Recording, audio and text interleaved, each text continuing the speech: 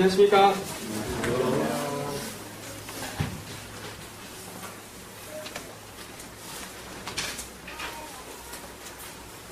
수영이 가시니까 아쉽네요.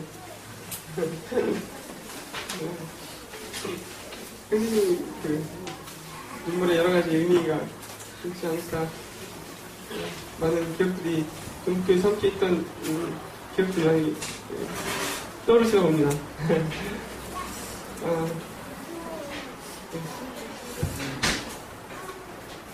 또 우리 주님께서 또 새로운 가족을 한 가족 보내주셔가지고 감사가 됩니다. 예, 비염이 환절기라서 좀 심해져가지고 지금 한동안 목소리가 감기가 좀 그냥 되어 있습니다. 좀 이해해 주시기를 부탁드립니다. 오늘 함께 나누고자 하는 말씀은 사도행전 말씀입니다. 사도행전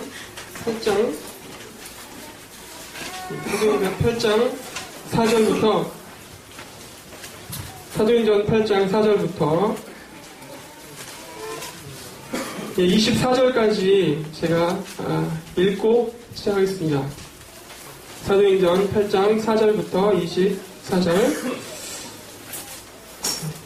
그 흩어진 사람들이 두루 다니며 복음의 말씀을 전하였으되 빌립이 사마리아 성에 내려가 그리스도를 백성에게 전파하니 무리가 빌립의 말도 듣고 행하는 표적도 보고 일심으로 그의 말하는 것을 쫓더라.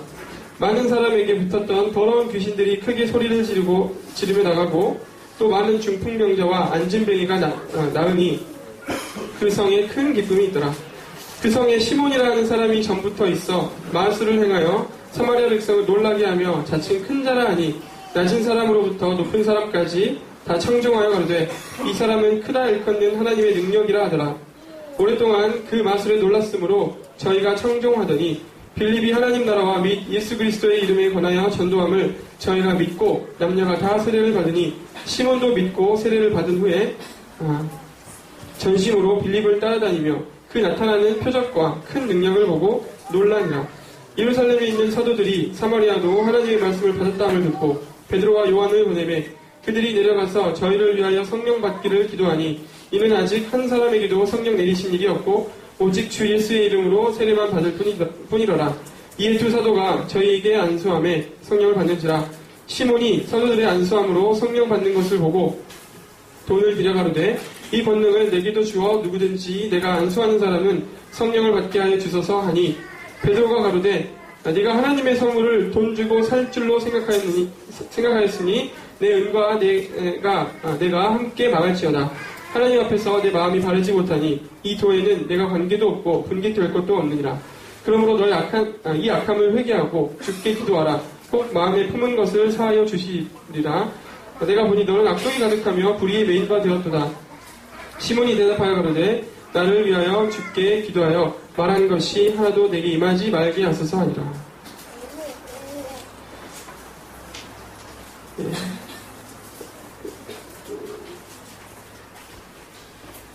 금요일 사도행전을 공부하고 있습니다. 그래서 한번 교재에 아마 나눠졌던 부분인 것 같은데요. 네, 아시는 대로 잠깐 배경을 설명하면 예수님께서 부활 승천 후에 이제 성령께서 오신 전에 강림하십니다. 그래서 예루살렘에 교회가 세워졌어요. 그래서 12사도를 중심으로 복음이 전파되었습니다. 예루살렘 안에요.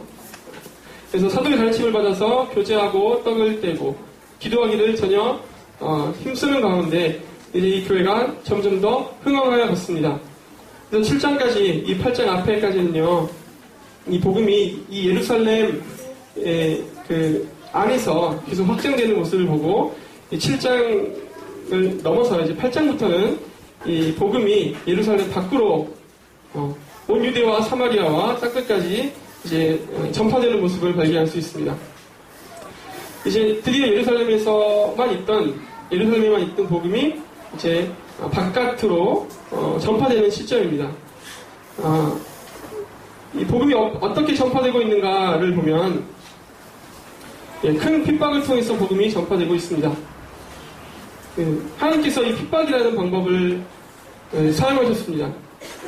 그리고 그 중심에 사울이라는 인물을 두었죠.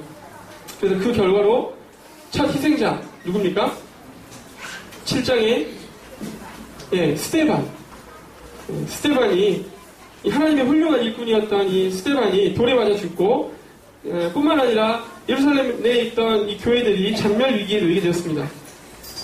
성도들은 어땠을까요? 이 상황에 처해보지 않은 우리는 잘 모르겠지만 아마 굉장한 위협을 느꼈을 것이에요. 이제 우리 끝났구나. 어떻게 이렇게 끝날 수 있는가? 우리를 대적하는 세력은 이제 우리를 잔멸하기 위해서 여러 가지로 노력하고 있는데 우리는 이제 끝났구나 하면서 아마 근심과 걱정 가운데 빠져 있었을 겁니다. 그런데 그래서 이제 이 예루살렘에는 사도들만 남고 구원받은 수많은 성도들이 이제 예루살렘을 벗어나서 도망쳐서 유대와 사마리아 지역으로 흩어지게 되었습니다. 이런 과정을 통해서 하나님의 복음이 자연스럽게 이 예루살렘 지경을 벗어나서 전파되게 되었어요. 네. 우리가 기억할 것이 있다면, 또 발견할 것이 있다면, 하나님의 계획은 결코 어떤 사람이나 상황에 의해서 실패되거나 수정되지 않는다. 그 모든 상황과 또 교회를 대적하는 어떤 악한 인물과 그의 행위조차도 하나님의 계획 속에 있는 하나님의 그 계획을 바꿀 수 없고 하나님의 이 계획은 계획 속에 포함된 것이다 라고 생각할 수 있습니다. 그래서 이어지는 장들에서 하나님께서 그분의 계획들을 이제 이루어 가시는 모습을 볼 수 있는데 이 8장에는 빌립이라고 하는 또 두드러진 인물을 세우십니다. 스데반이 죽었죠. 그리고 또 빌립이라는 사람을 하나님께서 세우십니다. 그분의 일을 위해서 세우십니다. 또 9장에는 참 아이러니하게도 이 교회의 핍박의 중심에 있었던 사울을 하나님께서 변화시키십니다. 사람을 세우고 넘어뜨리고 변화시키는 권세가 하나님께 있음을 우리가 발견합니다. 그래서 이 하나님의 일은 하나님의 절대적인 주권 하에 있다는 것을 우리는 기억해야 될 것이에요. 우리의 상식과 우리가 바라는 대로 우리의 원함을 따라서 되는 것이 아닙니다. 그래서 우리가 모든 일을 그분의 뜻대로 하실 이 하나님의 주권을 깊이 인정하면서 다만 겸손히 그분의 긍휼을 바라고 오늘 나에게 주어진 하루의 삶을 성실하게 살아가야 합니다. 그래서 우리가 우리의 상식대로 또 우리의 원하는 대로 어떤 일이 되지 않을지라도 불평해서는 안 되고 그것은 하나님 앞에 분명히 잘못된 태도입니다.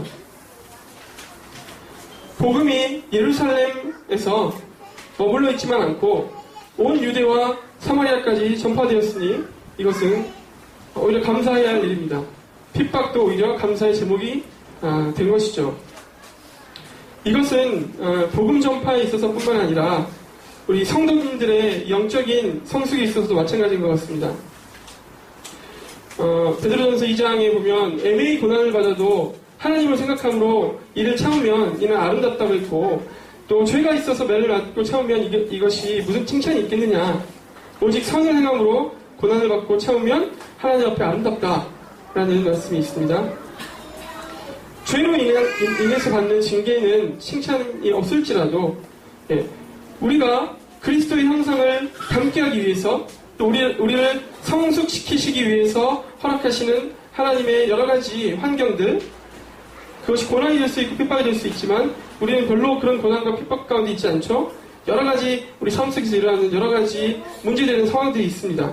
그런 일들을 통해서 우리를 변화시키시기를 원하시는데 이것을 참고 감사함으로 받을 때 하나님 앞에서 아름답다는 칭찬을 받게 됩니다. 이것이 우리의 복입니다. 그래서 핍박 중에도 고난 중에도 억울하게 옥에 갇혔을지라도 이 하나님께 신실하게 기도와 찬송을 올렸던 사도들의 예를 우리가 잘 알고 있습니다.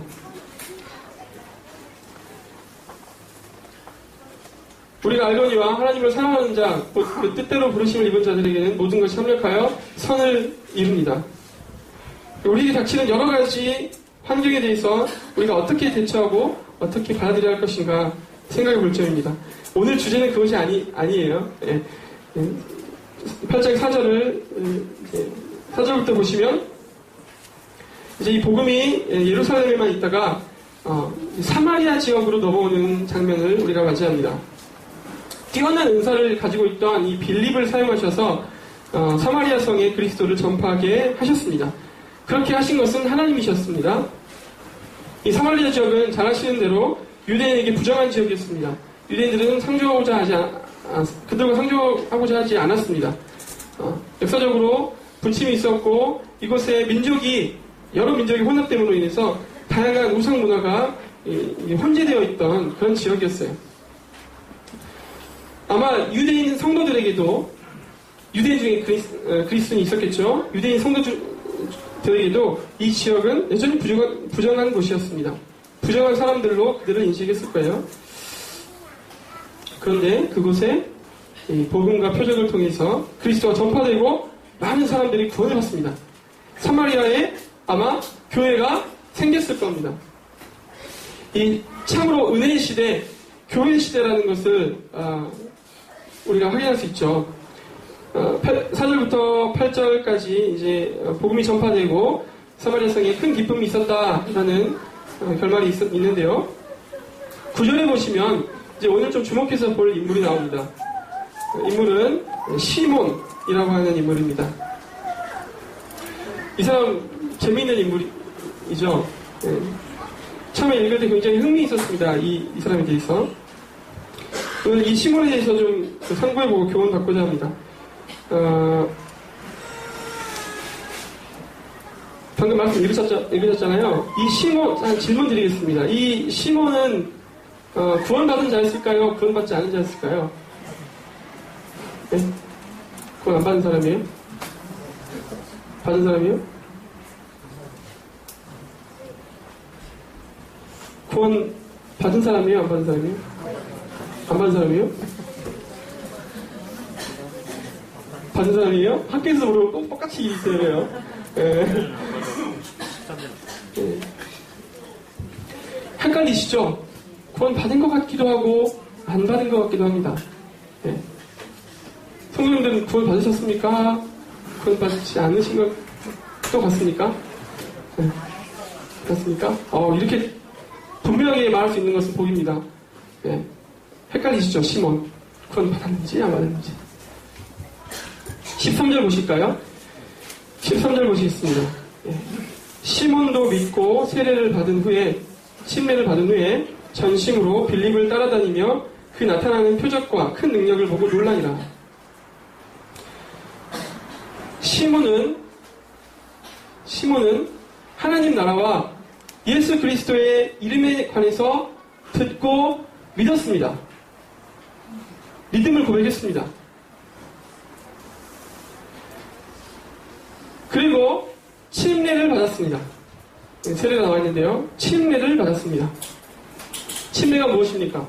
믿음을 고백한 자가 받는 첫 번째 순종이죠.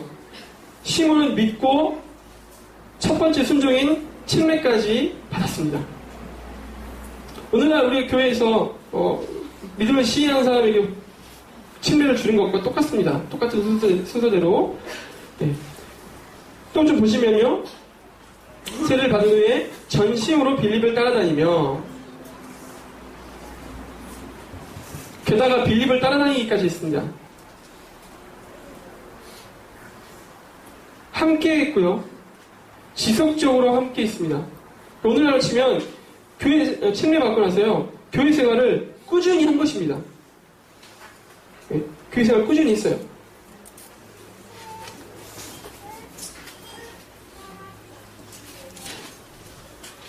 믿는 자로서 믿음을 고백하고 첫 번째 순종을 받았죠.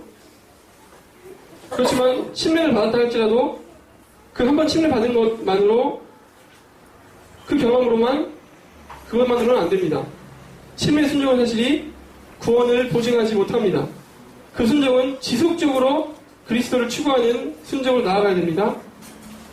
하나님의 뜻대로 살아가고자 하는 지속적인 순종의 삶을 살아야 합니다. 시몬은 어땠습니까? 믿었어요. 그 다음 친밀로 순종했어요. 그리고 그 순종이 지속적이기까지 한 것처럼 보입니다. 제 말의 뉘앙스에 뭔가 바뀔 것 같죠? 그런데 그러니까 최소한 13절을 통해서 우리가 그렇게 읽습니다.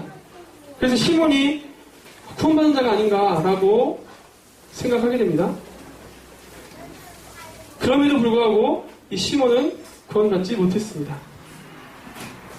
시몬은 구원받지 못한 자로 제시됩니다. 여러 강의서들 찾아보고 믿음의 선배들의 분별도 좀 찾아봤습니다. 그래서 헷갈렸어요. 저도 구원 받은 사람이라고 처음 생각했습니다. 이 부분을 보고. 그런데 구원받지 않은 자로 분별하고 있어요. 다시 눈을 씻고 읽어보니까 정말 구원받지 않은 것으로 보입니다. 좀 충격적이시지 않으신가요? 믿었고 믿음을 고백했어요. 그리고 침례까지 받았어요. 그런데 거기서 그치지 않고 교회를 섬기고 빌립을 따라다니면서 함께 순종하는 데까지, 순종이 지속적이기까지 했습니다. 그런데 그는 구원받지 않은 자였습니다. 가라지였습니다. 예수 그리스도에 대한 그의 믿음은 거짓이었습니다. 그의 첫 순종도 이 침례도 다만 형식이었고 그 이후의 삶도 다 거짓이었습니다. 개인적으로 이 사실이 참 충격적이었어요. 그래서 그 먼저 되신 분들의 분별을 참고해보고 또 알아보니까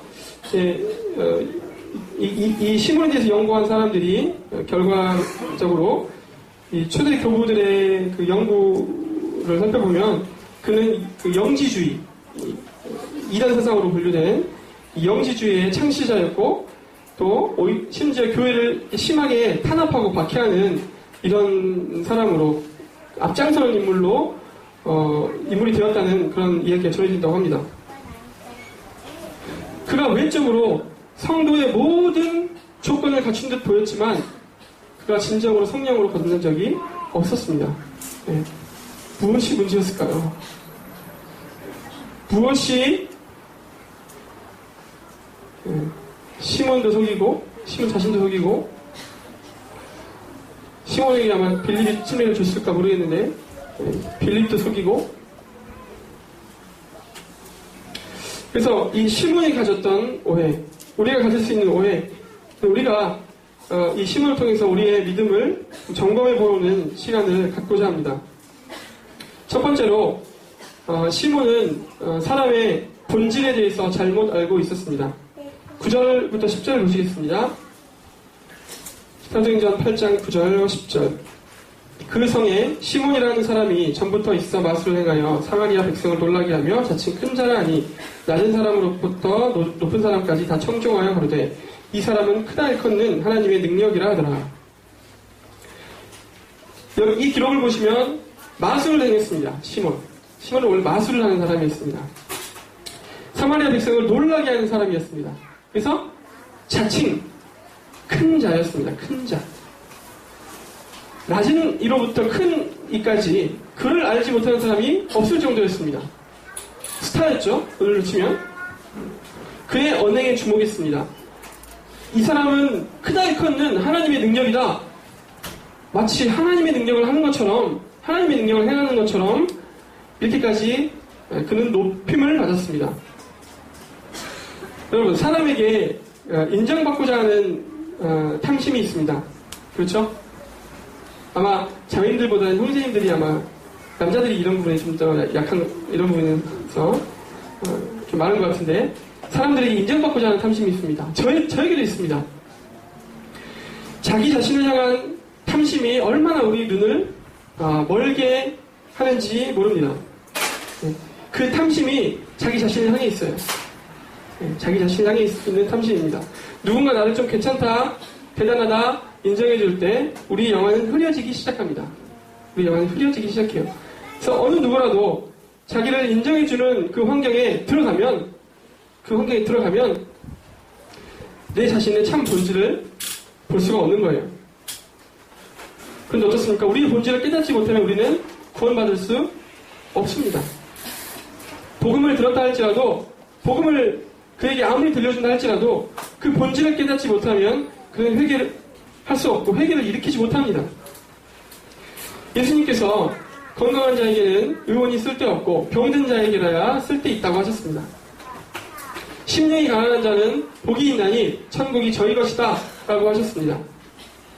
우리 주님께서는 스스로 건강하다, 나는 좀 괜찮은 사람이다, 나는 저 사람보다는 좀 낫게 살아왔다 라고 하는 그 사람들에게 구원을 베푸실 계획이 전혀 없으십니다.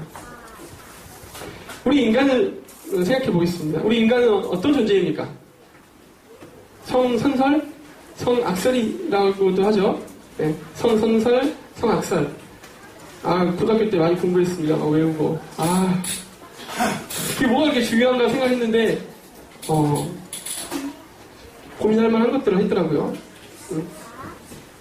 성선설을 주장했던 맹자보다 성악설을 주장했던 순자의 분별이 더 통찰력 있고 성경적인 분별입니다. 어린 아이를 보면서, 순수하다, 깨끗하다, 이렇게 생각하죠. 그렇죠? 네. 이거 오해이죠. 성경도 잘 아시죠? 내가 죄악 중에 출생하였으며 모친이 죄 중에 나를 잉태하였다라고 했던 다윗의 고백을 굳이 들지 않더라도 우리는 우리 아이들의 모습을 볼 때 저 아이가 결코 본성이 착하지 않구나, 선하지 않구나 하는 것을 알 수 있습니다. 자녀를 키워보신 분은 잘 아실 것이고 키워보지 않았다 하더라도 자기 자신을 보면 잘 알 수 있습니다. 그래서 내 자식이 아무리 예쁘고 귀하고 사랑스러울지라도 부모로서 이 아이가 죄인임을 분명히 인식해야 되고 최대한 빨리 이 아이가 자신이 죄인인 것을 깨닫게 해주기 위해서 여러모로 노력을 해야 됩니다. 사소한 노력부터 큰 노력까지. 예를 들어서 우리 아들 착합니까? 우리 아들 착하지? 우리 딸은 역시 착해. 네, 이런 말도 참 유의해서 사용해야 돼요. 네. 칭찬을 하되 잘한 행동에 대해서 칭찬을 하고 그의 본성에 대한 언급을 하지 않는 것이 참 유익할 거라고 생각합니다.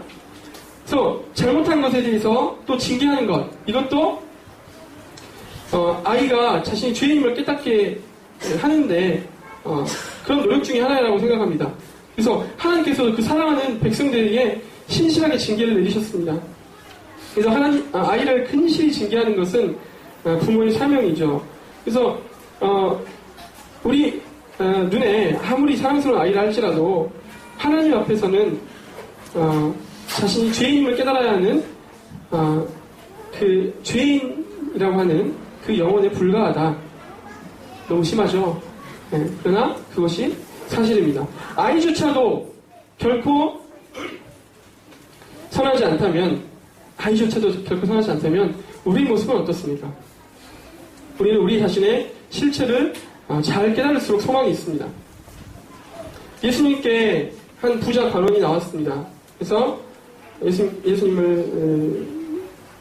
예수님께 물어보죠. 누가복음 18장 18절에 나와 있는 부분인데요. 선한 선생님이여, 내가 어떻게 해야 영생을 얻겠습니까? 예수님께서 뭐라고 대답하십니까? 네가 어찌하여 나를 선하다고 하느냐? 하나님 한 분에 선한 분이 있다 없다? 없다. 예수님은 하나님이셨어요. 자기가 하나님이 아니란 말이 아닙니다. 예수님은 하나님이셨습니다. 그 평가를 받을만 했습니다. 예수님은 선한 분이에요. 그런데 그 부자 관원은요, 하나님이신 예수님 앞에 나온 것이 아니었습니다. 하나님이신 예수님 앞에 나온 것이 아니라 좀 괜찮아 보이는 사람, 좀 능력 있는 사람, 생각하고 이 예수님 앞에 나왔습니다. 괜찮아 보이는 사람으로서의 예수님께 나왔습니다. 그래서 그는 실제로 그런 자신의 의를 잔뜩 가지고 예수님 앞에 나와요. 네? 그래서 이런 율법, 이런 계명을 지켜라 했을 때 저 다 지켰습니다. 이렇게 얘기해요. 네, 상당하게 경건하게 살았던 사람이었습니다. 그렇게 대답하기 쉽지 않잖아요? 너 죄 하나도 없지? 네, 없어요, 저. 이렇게 대답하기 쉽지 않잖아요? 이렇게 얘기를 한 사람이에요. 자기 의를 가지고 나왔습니다. 예수님은 그 사람의 영혼을 불쌍히 여기시고, 사람 중에는 선한 이가 없다. 그런데 너는 네 자신을 선하다고 생각하는구나. 네 자신을 알아야 된다. 사람의 본질을 분명하게 깨달아야 한다. 이렇게 말씀하셨습니다. 누가복음 18장 그쪽 윗부분에 보시면 이제 어린 아기를 데리고 나옵니다. 예수님께 사람들이 만져주심을 바라면서 데리고 나오죠. 그러면서 근데 예수님께서 이 어린 아이를 보고요. 하나님의 나라가 이런 자의 것이다. 하나님의 나라가 이런 어린 아이면 이런 다솜이나 이 정도가 아니라 베이비예요. 베이비. 우리 하영이나 누구죠? 우리 온유 같은 베이비였을 거예요. 그보다 좀 더 컸을 수도 있고. 네. 어린아이의 특징을 생각해보면 무능합니다. 그죠? 무능해요. 아주 완전히 무능합니다. 이런 무능한 것이 어디 있을까 할 만큼 무능합니다. 모든 것을 부모를 의지합니다. 철저하게 부모를 의지해야 됩니다. 부모가 돌봐주지 않으면 살 수 없어요. 엄마가 안 보면 울어야 돼요. 본능적으로 울어요. 자기 힘으로 소리를 지르면서 음식을 찾아다니는 애기 없습니다. 자기 힘으로 기저귀를 갈아보려고 애쓰는 아기가 없습니다. 무조건 놀기만 합니다. 엄마, 아빠 도와주세요. 살려주세요. 밥 좀 주세요. 이렇게 되지 않으면 천국에 갈 수 없다는 것입니다. 이렇게 되지 않으면 하나님 앞에 네가 인정받을 수 없다는 것입니다.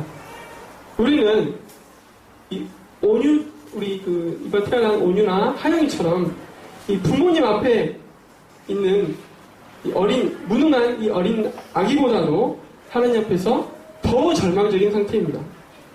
더 절망적인 상태입니다. 그 아기보다도 더요.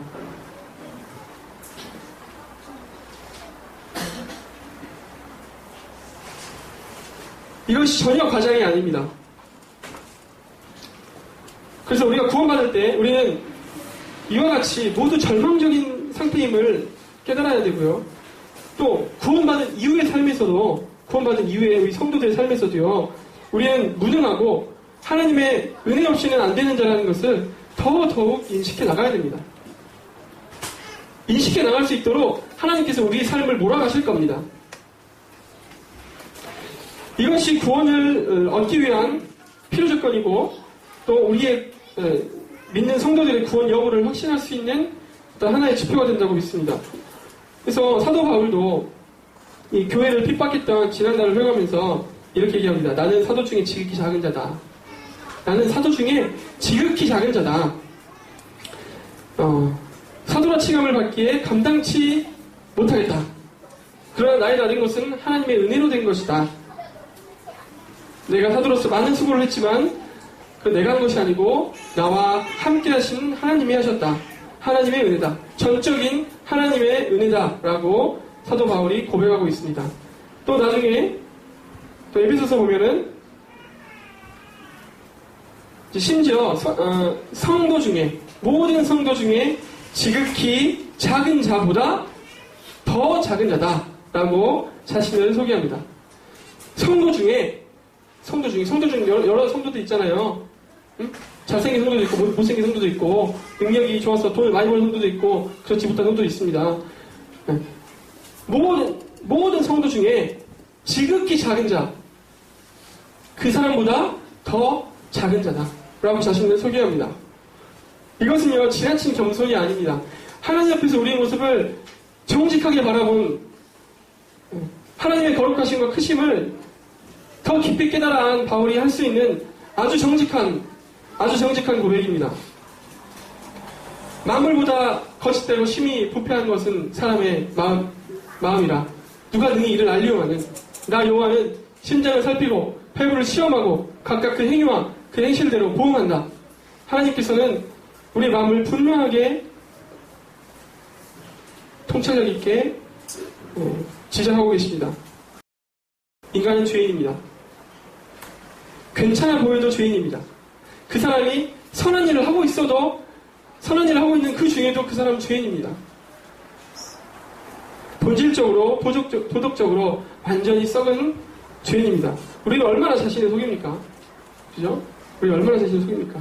일반적으로 우리가 좀 품이 있고 좀 고상한 문화를 즐기는 그런 사람들을 가까이 하고자 하죠. 또 말끔한 외모, 네? 그리고 또 품격 있는 그런 언어를 구사하는 그런 분들과 가까이 하고 나도 그런 사람들과 좀 그런 사람들처럼 되고 싶다. 네, 이런 마음을 갖죠. 뭐 그것이 나쁘다고만 볼 수 없는데 반대로 뭔가 또 지저분하고 좀 신체적으로나 정신적으로 좀 문제가 있어 보이고 뭔가 좀 어눌하고 그런 사람들을 우리는 멸시 안 한다고 하지만 멸시하시잖아요. 멸시하시잖아요. 그죠? 네, 멸시합니다. 우리 멸시합니다. 그러나 중심을 살피시고 우리의 본질을 아시는 하나님 앞에는 이 모든 사람들이 다 죄인입니다. 하나님은 그들을 모두 다 더러운 죄인이라고 정하셨습니다. 오히려 멸시와 천대를 받는 사람들에게 소망이 있습니다. 예수님 옆에 쓰러져 있는 가늠 중에 잡힌 여인, 예수님 옆에 달려있는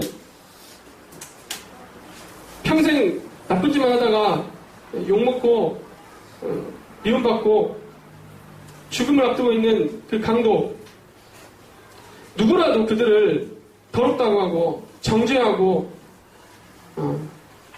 멸시했지만 사실 그 여인 주위에 있는 사람들과 십자가 앞에 그를 구경하는 모든 사람들 똑같은 주인에 불과했습니다. 나는 좀 괜찮은 사람이라고 생각했던 베드로가 있었습니다. 기억하십니까? 베드로, 나는 좀 더 낫습니다. 이 제자들보다 좀 더 낫습니다. 저는 예수님을 부인하지 않을 겁니다. 남들은 다 부인해도 나는 좀 더 나은 사람이니까요. 수제자 아닙니까? 이래봬도 그가 탁 울음소리를 들으면서 자신의 실체를 깨달았습니다. 탁 울음소리가 그를 깨닫게 했습니다. 그렇죠? 자신의 실체를 정지가 깨달았을 때 오히려 주님께서 그의 영혼을 만져주셨습니다. 그를 변화시키셨어요. 그러나 여기에 나오는 이 시몬은 어떤 사람인가? 다시 돌아올까요? 네, 너무 많이 돌았습니다. 네. 사람들에게 존경받기를 좋아하는 사람이었습니다. 관심이 자기 자신이에요. 사람들의 평가에 주목하죠. 바리새인들과 같이 내가 좀 더 괜찮은 사람이다 라고 스스로 인정하고 있습니다. 그럴 수밖에 없는 환경이에요. 그리고 환경이 중요하죠. 그렇죠? 그런 환경을 만들어서 안 됩니다. 또 그런 환경에 빠져있을 때는 정말 이 마취 된 것처럼 마약을 먹은 것처럼 헤어날 수 없는 거예요. 그래서 그의 영혼은 점점 무디어져 갔습니다. 그의 영혼은 자신의 이 본질을 직시할 수 없었습니다. 이미 너무나 포장을 많이 해버렸기 때문에. 그는 또 마술을 하는 사람이었어요. 사람들 앞에 서기를 즐겨하는 사람이었습니다. 영광받기를 기뻐하는 사람이었어요. 속임수 아니면 귀신의 장난이죠. 마술은. 그렇지 않습니까? 네. 이것이 어떻게 하나님 앞에 좋은 일이겠습니까? 아마 시몬은요, 그가 그리스도의 복음을 듣는 중에도 그의 중심에는 변화가 없었습니다. 여전히 더 괜찮은 나, 더 나은 나, 더 훌륭하고 더 칭송받는 내가 되기로 마음먹었는지도 모릅니다. 빌립이 전하는 도를 따르면서. 일단 나중에 보시면 알겠지만 사도 요한의 베드로와 요한의 그 능력을 받아서 내가 더 나은 사람이 되고자 이렇게 마음먹었던 것이 드러납니다. 혹시 우리 중에 자신이 어떤 존재인지 깨닫지 못하는 분들이 있습니까? 구도자들은 이 사실에 대해서 분명히 깨닫게 해달라고 자신을 살펴보셔야 되고, 또 성도들은요 더욱더 이 사실을 깊이 철저하게 깨닫게 해달라고 기도하셔야 됩니다. 주님께서 그런 길을 보이실 겁니다. 예. 시몬은 자신의 존재에 대해서 잘 알지 못했습니다. 정확히 알지 못했습니다. 인간의 본질에 대해서 알지 못했습니다. 두 번째로 이 시몬은 죄가 무엇인가, 죄의 본질에 대해서 정확히 알지 못했습니다. 관심이 없었습니다. 왜요? 그 관심이 누구한테 있었어요? 네, 자기 자신에게 영광을 돌리는 것에 있었습니다. 네, 죄의 본질에 대해서 관심이 없었습니다. 로마서 1장을 보시겠습니다. 로마서 1장.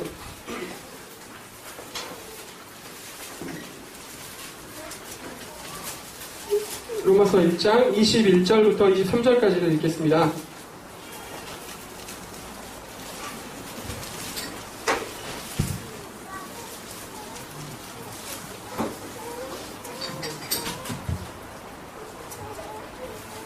로마서 1장 21절부터 23절. 하나님을 알되 하나님으로 영화롭기도 아니하며 감사치도 아니하고 오히려 그 생각이 허망하여지며 미련한 마음이 어두워졌나니 스스로 지혜 있다 하나 우중하게 되어 썩어지지 아니하는 하나님의 영광을 썩어질 사람과 금수와 버러지 형상의 우상으로 바꾸느니라. 25절. 이는 저희가 하나님의 진리를 거짓 것으로 바꾸어 피조물을 조물주보다 더 경배하고 섬김이라. 주는 곧 영원히 찬송할 이시로다. 아멘. 죄가 무엇입니까? 죄의 본질이 무엇입니까? 잘 들으십시오. 잘 아실 수도 있고 아신다고 생각하실 수 있는데 잘 들으시기 바랍니다. 죄의 본질, 하나님의, 방금 여기서 읽은 대로 하나님을 인식할 수 있습니다. 우리는 분명히 하나님을 인식하고 우리가 깨달아 알 수 있음에도 불구하고 그분의 영광을 썩어질 사람과 금수와 버러지 형상의 우상으로 바꾼 것입니다. 다시 말해서 피조물을 조물주보다 더 경배하고 섬기는 것이 죄의 본질입니다. 다시 말해볼게요. 피조물을 조물주보다 더 경배하고 섬긴다. 다시 말해서 그 피조물, 곧 자기가 자신의 중심이 되는 것이 죄의 본질입니다. 여러 가지로 표현할 수 있겠지만요. 저는 이렇게 정의해봅니다. 자기 자신이, 여러분 자신이요, 여러분의 중심이 되는 것이 죄의 본질이라고요. 내 중심을 참 하나님이신 그분으로 채우지 않고 자기 자신과 내 욕심을 채울 수 있는 갖가지 형상, 금수와 버러지 형상으로 내 마음을 채우는 것이, 이것이 죄입니다. 여러분, 삶의 중심이, 우리 인간이 이 세상에 나왔잖아요. 삶의 중심이 그리스도가 아니라면, 하나님이 아니라면 뭐가 되겠습니까? 하나님이 아니면 나입니다. 나 아니면 하나님입니다. 하나님이 아니시면 내 중심이, 삶의 중심이 그리스도가 아니라면 그 자신, 바로 그 자신이 그 중심의 자리를 차지하게 됩니다. 흙과 맥이 분명한 것입니다. 오늘날 세상의 모습이 어떻습니까? 점점 더 자기 중심적인 삶을 살게 만드는 사회입니다. 분명히 하나님께서는 하나님을 사랑하고 이웃을 사랑하라 이렇게 말씀하셨습니다. 그런데 이 세상은 그렇지 않습니다. 더욱더 이 죄의 본질, 곧 자기를 사랑하라, 하나님이 아닌 다른 것으로 너희 자신을 채워가라 라고 하는 이 죄의 본질을 맹렬하게 추구하도록 부추기는 사회입니다. 이것이 아주 거룩한 명제가 되었습니다. 아주 거대한 진리가 되었어요. 뭐가요? 자기 자신을 사랑하라는 것이요.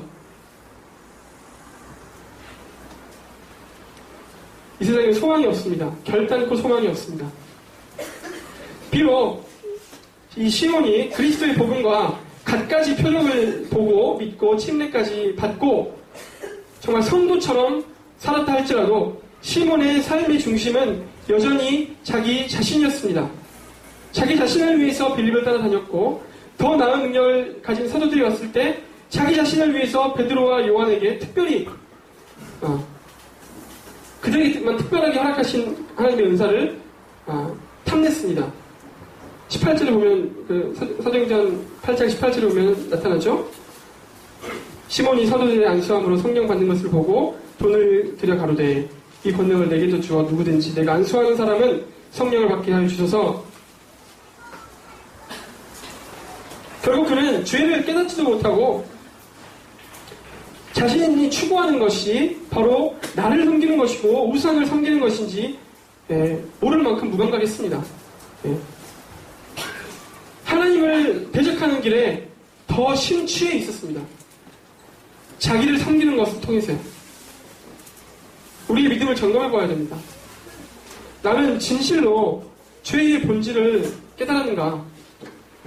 더 이상 내가 나의 중심이 아니라, 내 중심의 삶이 아니라 그리스도 중심의 삶을 살고자 회개한 적이 있는가? 내가 그리스도와 함께 십자가에 못 박혔나니 그런즉 이제는 내가 산 것이 아니요 내 안에 그리스도께서 하신 것이라. 이제 내가 뭡니까 그다음? 육체 가운데 사는 것은 나를 사랑하사 나를 위하여 자기 몸을 버리신 하나님의 아들을 믿는 믿음 안에 사는 것이다. 내 안에 그리스도가 사시는 삶, 그리스도께서만이 내 삶의 그 중심, 그 깊은 중심에 그분이 중심이 되시는 삶. 그리스도를 믿고 섬기는 부분이, 섬기는 삶이 성도님들의 가장 큰 부분이 되셨습니까? 성도님들의 생각을 주장하고 성도님들의 마음에 항상 숙제처럼 남아있는 그런 큰 부분이 되었습니까? 그리스도를 섬기는 것이요. 그리스도와 오늘 교회를 섬기는 것이 성도님들 마음의 중심에 가장 많은 부분을 차지하고 계십니까? 꼭 구원받은 사실이 확실하다면요. 우리 성도님들께서 우리의 실제적인 삶의 모습 몇 면을 검토해 보셔야 됩니다. 여전히 자기 중심적인 삶을 살고 있지는 않은가? 내 생각이 앞서고 하나님 말씀보다 내 감정과 내 기분이 중시되지 않습니까?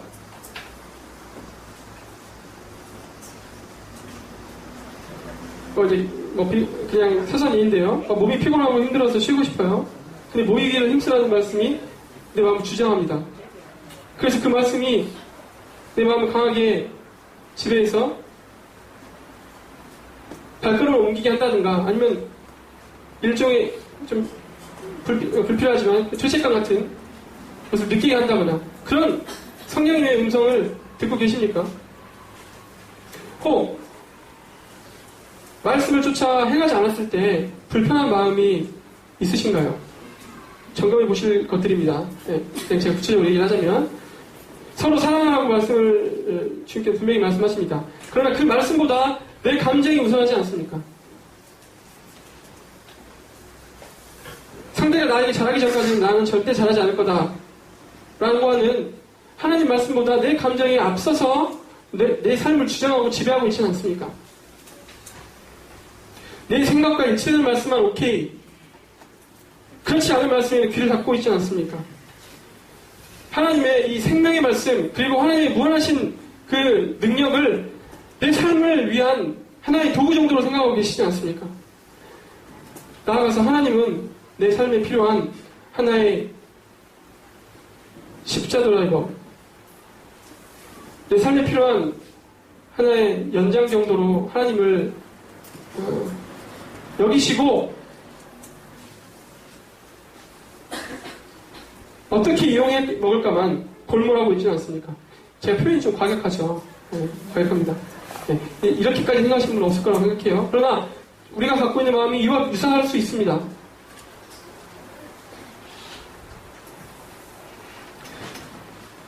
내 생각이 말씀 위에 군림하고 있다면 내가 처한 상황과 내 형편이 어떠할지라도 회개하시고 주님 뜻에 자신을 복종시켜야 합니다. 이것은 율법이 아닙니다. 그리스도인으로서 취할 수 있는 특권입니다. 하나님의 자녀로 살 수 있는 하나님의 자녀로 살아가면서 우리에게 주어진 하나의 특권입니다.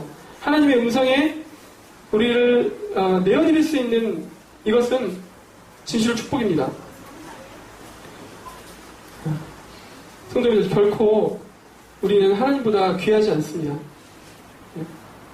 우리 생각을 존중해 주십시오라고 우리는 얼마든지 얘기할 수 있지만 우리의 생각보다 하나님의 생각이 더 오르시고 존귀하십니다.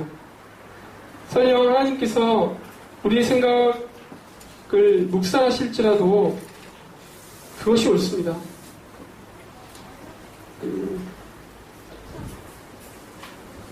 우리의 기분과 감정, 욕구가 예수님의 뜻보다 우선일 수 없어요.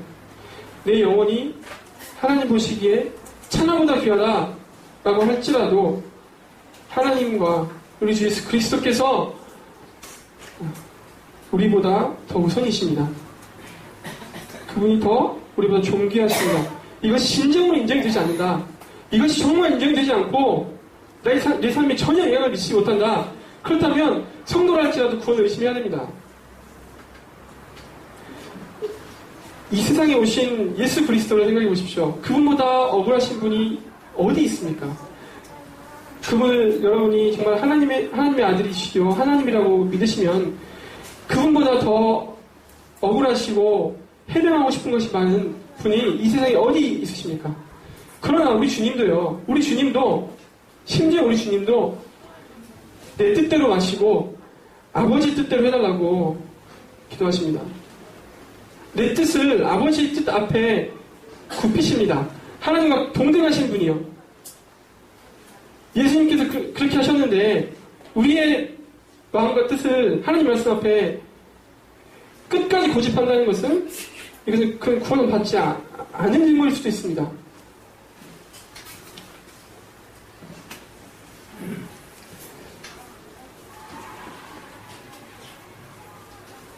주님을 위해서 포기할 부분은 포기하라는데 나는 절대 그럴 수 없다. 좀 이상하죠. 그래서 우리 영혼의 상태를 점검하고 저희 삶을 점검하길 바랍니다. 저도 함께 점검합니다. 주께서 사랑하시는 이 광주 동북교회에 이런 말씀이 자주 전해지죠. 최근에 자주 전해집니다. 자꾸 믿음을 확인하라고 하고 다른 양육의 말씀도 많이 있는데 이런 부분들을 허락하시는 것에 대해서 오히려 감사하시기 바랍니다. 이것보다 더 중요한 것이 없습니다. 시몬도 속았고 빌립도 속았어요. 다 속을 뻔했습니다. 영 분별하는 능력이 있는 베드로와 요한 아니었으면 다 속았습니다. 심지어 자기 자신도 속을 수 있다는 것이 얼마나 무섭습니까?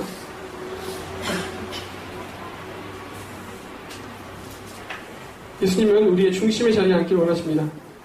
그리고 우리 중심의 자리 주변을 맴도는 여러 가지 우상들도 제해 나가기를 원하십니다. 이 시몬, 이 마술사 시몬은 자기중심적인 사람입니다. 죄를 깨닫지 못했습니다. 전혀 깨닫지 못했습니다. 죄의 본질의 근처에도 가지 못했습니다. 자기 자신을 섬기는 이 우상에 빠져버린 이 시몬의 영혼을 베드로가 통찰하고 그 죄를 드러냅니다. 21절 보실까요? 사도행전 8장 21절. 8장 21절 보시겠습니다. 20절부터 베드로가 가로되 네가 하나님의 선물을 돈 주고 살 줄로 생각하였으니 네 은과 내가 함께 망할지어다. 하나님 앞에서 내 마음이 바르지 못하니 이 토에는 네가 관계도 없고 분깃될 것도 없느니라. 하나님 앞에서 우리 마음이 바르지 못하다면 우리도 시몬과 똑같은 말을 들을 것입니다. 마지막으로 시몬은 구원에 대해서 잘못 알고 있었습니다. 시몬은 자기 자신에 대해서 잘못 알았죠. 시몬은 죄의 본질에 대해서 잘못 알았습니다. 시몬은 자기 자신과 죄를 모르는데 어떻게 구원에 대해서 알 수 있겠습니까? 구원에 대해서 오해하고 있었습니다. 잘못 알고 있었습니다. 구원이 무엇입니까? 이제 슬슬 입에서 나올 만도 한데 잘 안 나오시죠? 전에는 우리 자신이 나의 삶의 중심이었습니다. 나의 주인이었어요. 그래서 내가 끊임없이 세상적인 가치, 육신의 소욕, 이것이 우리 삶을 이끄는 유일한 힘이었습니다. 유일한 힘. 그렇지 않습니까? 요즘 세상 사람들 보십시오. 육신의 소욕을 쫓아서 아주 맹렬히 달려갑니다. 꿈을 이루기 위해서 맹렬히 달려갑니다. 그 꿈이 승진과 뭐 성공 아니고요. 그 꿈이 뭐냐면 자기가 편하게 사는 것이 꿈일 수도 있어요. 그렇죠? 육신의 소욕이 우리 삶을 이끄는 유일한 힘이었습니다. 그에 대해서 아무런 생각도 없고 당연하다고 생각했어요. 그런데 내가 나의 주인이 아니구나. 이것을 깨닫고 나의 주인이 예수님이시구나. 그분을 인정하고 예수님의 통치를 받아들이는 것. 이것이 구원입니다. 그렇죠? 예수님의 통치를 받아들이는 것. 이것이 구원이죠. 나를 있게 하시고 내 삶을 주장하시는 분이 바로 예수 그리스도시구나. 그분이 내 죄를 대속하고 부활하셨구나. 내 뜻, 내 욕심, 내가 하고 싶은 대로 사는 것이 아니라 주인 대신 이제 내가 죽었으니까 주인 대신 예수님의 뜻을 따라 사는 것이구나. 하나님의 뜻이 내 삶을 다스리도록 하나님의 뜻이 내 삶을 다스리도록 내가 내 마음의 보좌 위에서 내가 내 마음의 이 중심의 자리에서 내려와야겠구나 하는 것을 깨닫는 것입니다. 그래서 구원은 반드시 변화를 수반합니다. 그렇죠? 구원은 반드시 변화를 수반해요. 정도의 차이를 인정한다 할지라도요, 그 근본적인 내적인 변화가 분명히 있습니다. 그리고 이것이 점점 더 단시간일 수도 있고 장시간일 수도 있는데 바울 같은 경우는 단시간이었지만 장시간에 걸쳐서 될 수 있어요. 점점 더 삶으로 드러나는 것입니다. 그 내적인 근본적인 변화가 점점 더 삶으로 드러나는 것이에요. 성령님께서 우리 안에 내주하신다고 했습니다. 구원받는 영혼에게, 그죠? 우리가 구원 받으면 성령께서 내주하신다고 했어요. 그런데 어떻게 변화가 안 됩니까? 어떻게 내 안에서 변화가 없을 수 있습니까? 어떻게 기존에 살던 삶을 보면서 탄식하고 이렇게 하면 안 되는데 하는 그런 갈급함이 없을 수 있냐는 말이에요. 성령님이 계시는데, 내 안에 하나님이 계시는데. 고린도후서 5장 17절에는 보라 새 것이 되었도다. 새 것이 되면 구원받기 전과 구원받은 후가 달라지는 것은 당연합니다. 그래서 야고보 형제님은 야고보서 2장 19에서 20절에서 행함없는 믿음을 할 것이라고 했습니다. 그렇죠? 행함없는 믿음을 할 것이라고 했습니다. 귀신도 하나님이 있는 걸 알고 하나님을 믿어. 변화되지 않는 믿음, 그의 삶을 근본적으로 변화시킬 수 없는 믿음, 이것이 어떻게 참된 믿음이냐 라고 반문합니다. 이것은요, 우리 삶의 어떤 면면의 모습이 완벽해지는 것을 의미하는 것이 아님을 성도님 잘 아실 것입니다. 오히려 옛 성품과 새로운 성품 사이에 이런 갈등, 내적인 갈등이 일어나고 실패를 거듭함에도 불구하고 잘 안 되지만 내가 말씀을 쫓아 행하고자 하고 교회 질서를 따라 섬기고자 하고 내 생각을 하나님 말씀의 권위에 앞에 내려놓고 그렇게 하고자 하는 의지와 열망이 생겨나는 내적으로 일어나는 변화에 가깝죠.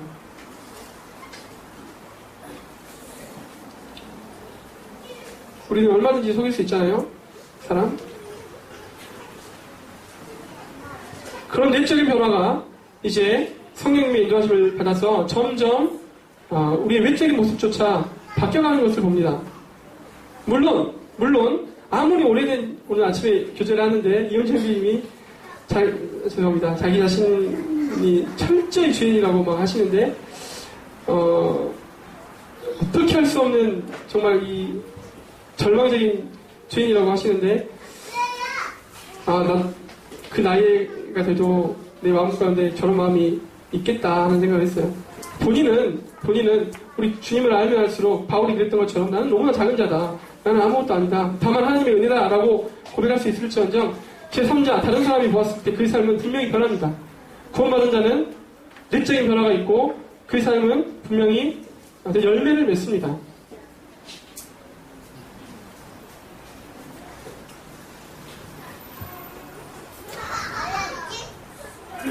그런데 이런 내적이고 근본적인 변화가 없다면 그것은 애초에 믿음이 아닌 것이죠. 네. 가짜 믿음 가운데 있으면 시간이 지나도 삶의 열매가 없습니다. 그래서 우리는 외모로 판단할 수 없잖아요. 그죠?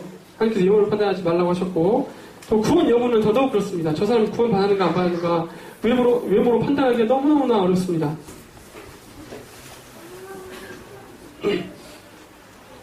우리가 베드로처럼 영을 분별하는 능력이 은사를 받은 것이 아니라면 결국에는 그에 드러나는 열매를 보고 분별할 수밖에 없는 것이에요. 이것이 우리의 한계입니다. 그렇지 않습니까? 네. 여기에는 속임과 실수가 존재할 수 있는 것이에요. 빌립이 시몬한테 속은 것처럼 시몬이 빌립과 또 사마리아 성에 있는 많은 성도들을 속인 것처럼. 네. 그래서 우리 모임 가운데 있으면은 뭐 중3이나 고3쯤 되면 자연스럽게 구원을 받을 것이다. 3, 4년, 5, 6년 복음 듣고 교회 잘 나오면서 복음 들으면 자연스럽게 구원을 받을 것이다. 이런 생각은 사실 잘못된 생각입니다. 네. 부모님에 의해서 끌려다니다가 어쩔 수 없이 습득된 그 믿음 또는 습관에 의해서 가식적인 종교생활을 한 것이 될 수도 있어요. 그가 설령 이 시몬처럼 믿음을 고백하고 침례에 순종하고 지속적으로 교회에 나왔다 할지라도 그러나 그 영혼에게는 이보다 더 큰 저주가 없어요. 그렇지 않습니까? 그래서 우리 자녀들을 위해서 기도해야 되고 자연스럽게 구원받겠지 이런 태도가 얼마나 위험한 태도입니까? 다시 돌아가서요. 시몬은 이 진정한 회개와 구원에 대해서 알지 못했습니다. 잘못된 개념을 갖고 있었습니다. 네. 어떤 잘못된 개념이냐? 회개하고 돌이키는 것이 아니라 회개 없이, 그죠? 회개 없이 하나님이라고 하는 이 복덩어리를, 네. 하나님이라고 하는 복덩어리를 내 삶에 덧붙여 보는 것입니다. 덧붙여 보고자 했습니다. 이 시몬은요. 빌립을 보면서 나도 저런 능력을 행해야지. 사도들을 보면서 나도 저런 능력을 행해야지. 빌립보다 더 훌륭해. 성령을 받아. 대단하다. 저런 능력을 행해야겠다. 어떻게 하면 저 사람의 능력을 내가 받아서 또 칭송받고 더 높은 사람이 될 수 있을까? 사람들에게 더 인정을 받을까? 그는 근본적으로 변화되지 않았고 회개한 경험이 없습니다. 사람들의 착각도 이와 유사합니다. 우리가 가질 수 있는 착각입니다. 점검해야 될 부분이에요. 우리는 구원을 일종의 우리 삶에 더하는 보너스로 생각하시고 있지 않은가 점검해야 됩니다. 네. 표현이 아주 저렴하고 아주 막 찌르는 표현이라서 혹시 부담이 되실지도 모르겠는데 죄송합니다. 구원이 내 삶에다가 더하는 일종의 보너스입니까?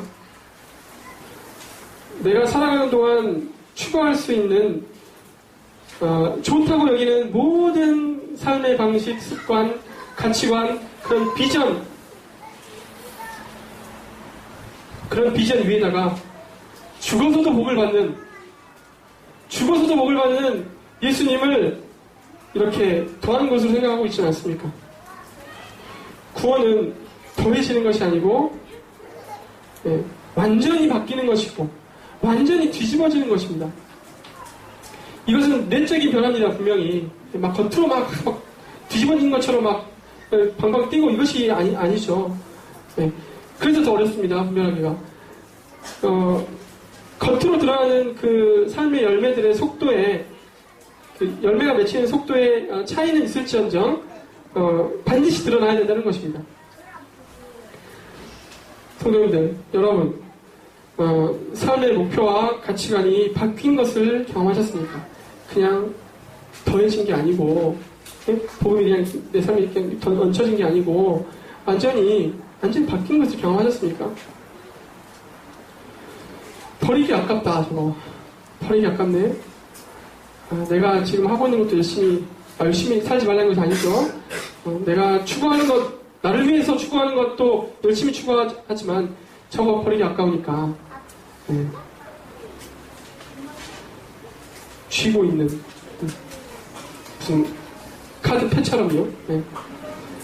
이것도 취하고 저것도 취하면 더 좋겠지. 이게 아니라 세상이 주는 귀한 것들을, 귀하다고 하는 것들이죠. 네, 실제로 별로 귀한 거 아닌데 좋다고 하는 것들을 뒤로 하고 우리의 삶의 목표와 우리의 추구하는 가치를 그리스도께 둔 적이 있으시냐 말입니다. 그 길이 어렵고 때로 불편해요. 그리스도를 추구하고 그분의 말씀을 추구하고 살아가는 거 힘듭니다. 그렇지만 그럼에도 불구하고 그것을 추구하고 하나님, 제가 하나님과 몸된 교회를 위해 살아갈 수 있도록 주세요. 저 같은 것도 한번 내치지 마시고 사용해 주세요 라고 구하신 적이 있느냐 이 말입니다. 아니면 여전히 하나님은 내 삶에 필요한 도구이신가요? 도구. 어려울 때만 기도하죠. 저도 그렇습니다. 어려울 때만 기도가 더 잘 됩니다. 제가 이제 그 삶에서 나타나는 어떤 사소한 우리의 그런 모습들에 대해서 막 다 정지하는 것이 아니고요. 지금 이야기하고자 하는 것은 우리 근본적인 우리 중심의 회개, 내 중심이 정말 뭘 하고 있는가, 이런 부분에 대한 것입니다. 오해하지 마시고. 22절 보시겠습니다. 사도행전 8장 22절. 마무리하겠습니다. 22절. 그러므로 너의 이 악함을 회개하고 주께 기도하라. 혹 마음에 품은 것을 사하여 주시리라. 시몬에게 이제 베드로가 회개하고 주께 기도해봐라 이렇게 얘기를 합니다. 너는 분명히 구원 안 받았다. 너는 생명이 없다. 네 안에는 악한 영이 지금 너를 주장하고 있다는 것을 알고 보고 있는 베드로가 그에게 얘기를 합니다. 너 한번 기도해봐라. 혹 마음에 품은 것을 사해 주실지도 모른다.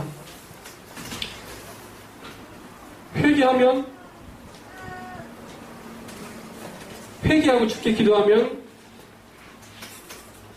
용서받는다. 반드시 구원할 것이다. 라고 하셨습니까? 회개하면 반드시 구원받는다고 하셨습니까?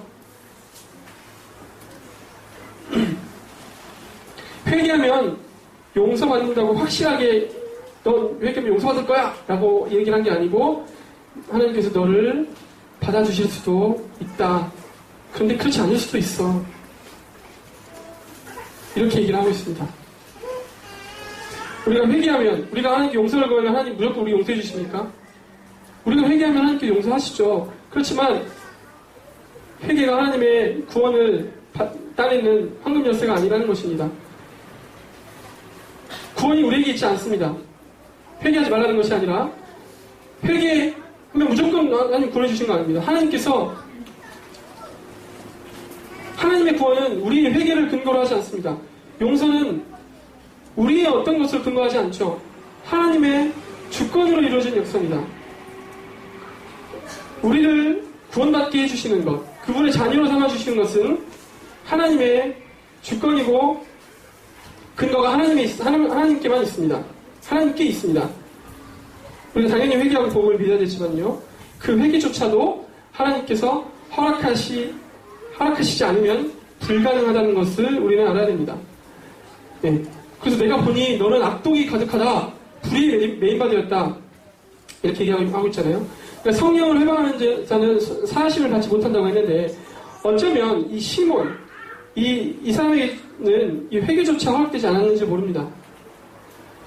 24절에서 보시면 이제 시몬이 이렇게 얘기해요. 나를 위하여 주께 기도하여 말한 것이 하나도 내게 임하지 말게 하소서 하니라. 이것이 회개인가? 이제 뭐 회개라고 분별하는 사람도 있다고 하더라고요. 근데 많은 분들이 회개라고 얘기를 하지 않았습니다. 이 4절에 이 회개처럼 보이는 이 용서와 구함은 다만 그가 받을 죄의 결과에 대해서 두려워하고 죄의 본질에 대해서 참된 회개가 이루어지지 않은 모습이라고 이야기를 합니다.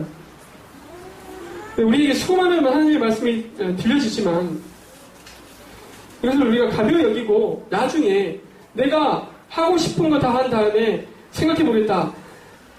내가 진짜 하나님이 필요하면 내가 한번 찾아보겠다. 라고 하는 사람에게 정말 회개할 기회조차 없을 수 있어요. 하나님께서 회개할 기회조차 주시지 않을 수 있단 말이에요. 두려운 사실입니다. 내가 그런 예를 든 분이 있더라고요. 복음을 하도 많이 들어가지고 어떻게 구원받는지 다 알고 있어요.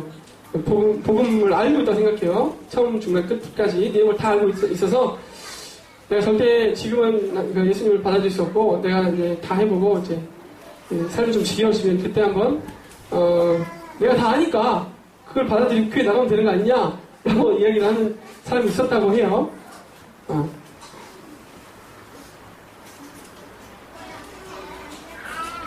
너는 악독이 가득하며 불의의 메인바가 되었도다.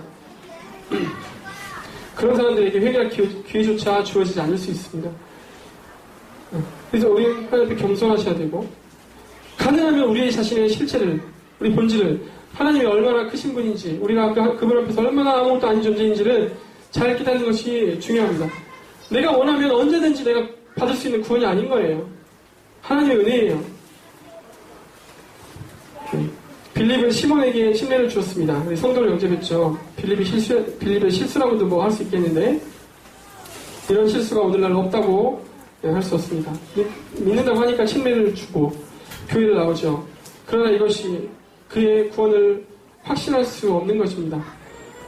믿는 자 중에 가짜가 있고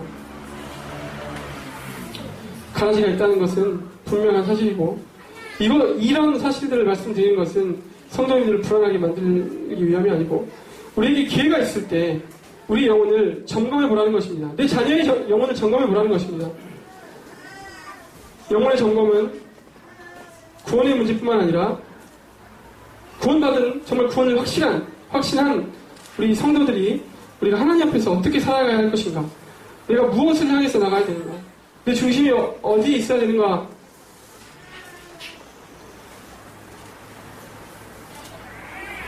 이것을 깨닫게 해주는 가치 있는 결과까지 줄 거라고 생각합니다. 그래서 이 시몬과 같은 사람이 우리 가운데 없어야 될 것이고, 더 나아가서 우리 성도들 가운데 이 시몬이 오해하고 잘 몰랐던 것처럼 인간의 본질에 대해서 잘 모르고 또 죄에 대하여 하나님의 구원에 대해서 잘 모르는 일이 있으면 안 되겠죠. 성도님들은 이런 부분에 대해서 분명하고 확실한 그 성경적인 견해를 갖고 있을 때 그리스도의 도를 바르게 증거하고 또 실수를 좀 더 줄일 수 있지 않을까 생각해 봅니다. 예. 장시간 들어주셔서 감사합니다. 이상으로 말씀을 마치겠습니다. 감사합니다.